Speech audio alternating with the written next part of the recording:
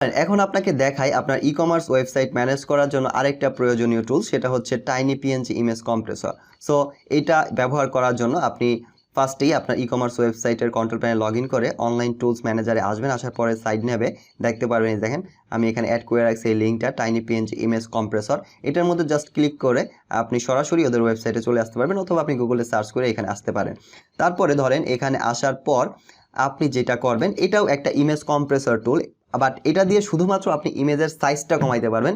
এটা দিয়ে আপনার ওয়াইড হাইট এটা কন্ট্রোল করতে পারবেন না। আপনার ওয়াইড হাইট ডিফল্ট ইমেজের যা আছে ওইটাই থাকবে, বাট আপনি সাইজ কমাইতে পারবেন। চলেন এটা আমি দেখাই আপনাকে। সো এটা করার জন্য ধরেন আপনি এখানে ক্লিক করবেন, অথবা ক্লিক করে আপনার যেই ছবিটা কম্প্রেস করতে চান ওইটা জাস্ট এখান থেকে ধরাই দেবেন। ধরেন এই ছবিটা যেটা রিয়েল ওইটা করছিলাম, এটাই চলন করে দেখি। সো এটার মধ্যে আমি ডাবল ক্লিক করলাম, দেখেন এটা কম্প্রেস হচ্ছে, কম্প্রেসিং। একটু ওয়েট করবেন, তাহলে দেখেন এটা কম্প্রেস হয়ে দেখেন কত হচ্ছে, 303 কেবির মতো আসছিল, এটা কম্প্রেস হয়ে গেছে হচ্ছে 300 কত 74 কেবির মতো হয়েছে। সো প্রায় অর্ধেক কমাইছে। বাট একটু খেয়াল করেন এফআরডি ইমেজ কম্প্রেসারে কিন্তু এটা আরও বেশি কমাইছিল, প্রায় 50-এর নিচে মনে নামায় ফেলাইছিল কেবি, রাইট? আর যখন রিসাইজ করা হয়েছিল তখন 18 কেবি করা হয়েছিল। সো দেখেন এটাতেও কম্প্রেস করে, বাট এফআরডি ইমেজ কম্প্রেসর বেশি কম্প্রেস করবে।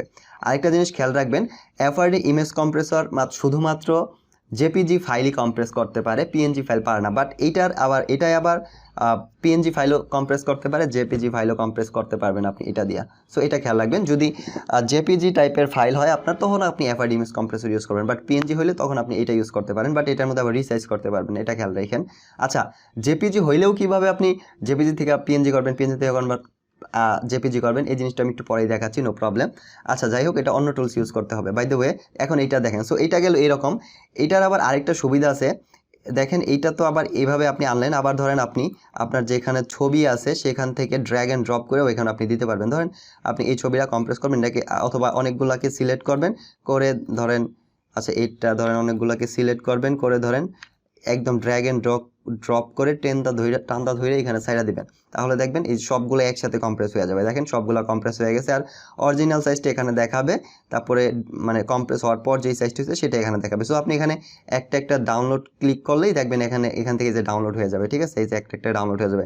অথবা আপনি যদি একটা অনেকগুলো ফাইল একবারে আপলোড করে ফেলান, সবগুলো একসাথে ডাউনলোড করে চান, তাহলে দেখেন এখানে একটা ডাউনলোড বাটন আছে, এটার মধ্যে যদি আপনি ক্লিক করেন তাহলে সবগুলা জিপ ফাইল হয়ে আপনার কাছে ডাউনলোড হয়ে যাবে এই সবগুলা ছবি। তখন আবার আপনি এখান থেকে আপনার যেখানে ডাউনলোড হয় সেখান থেকে এটাকে আনজিপ করতে হবে। ধরেন এটাকে আমি আনজিপ করে আপনাকে একটু দেখাই। ধরেন এই যে এই ফাইলটা ডাউনলোড হয়েছে দেখেন TinyPNG। সো এটাকে আপনি যে কোনো একটা ফোল্ডারে নেবেন, নিয়ে জাস্ট এটাকে আনজিপ করে ফেলবেন, এক্সট্রাক্ট করে ফেলবেন, তাহলে দেখেন এই ছবিগুলো সব একবারে চলে আসবে। তখন আপনি এই মেইন ফাইলটা ডিলিট করে দিতে পারেন এবং এই ছবিগুলো আপনি আপনার কাছে পেয়ে যাবেন, মানে যেগুলো সবগুলো কম্প্রেস করছে। সো এটা কুইকলি এভাবে করতে পারেন যখন অনেক ছবি একবারে আপলোড করবেন। তো এটাও আপনার অনেক কাজে লাগবে, আশা করি বুঝতে পারছেন এই TinyPNG ইমেজ কম্প্রেসর এই টুলসটার কাজ কি এবং কেন ব্যবহার করবেন, কিভাবে ব্যবহার করবেন।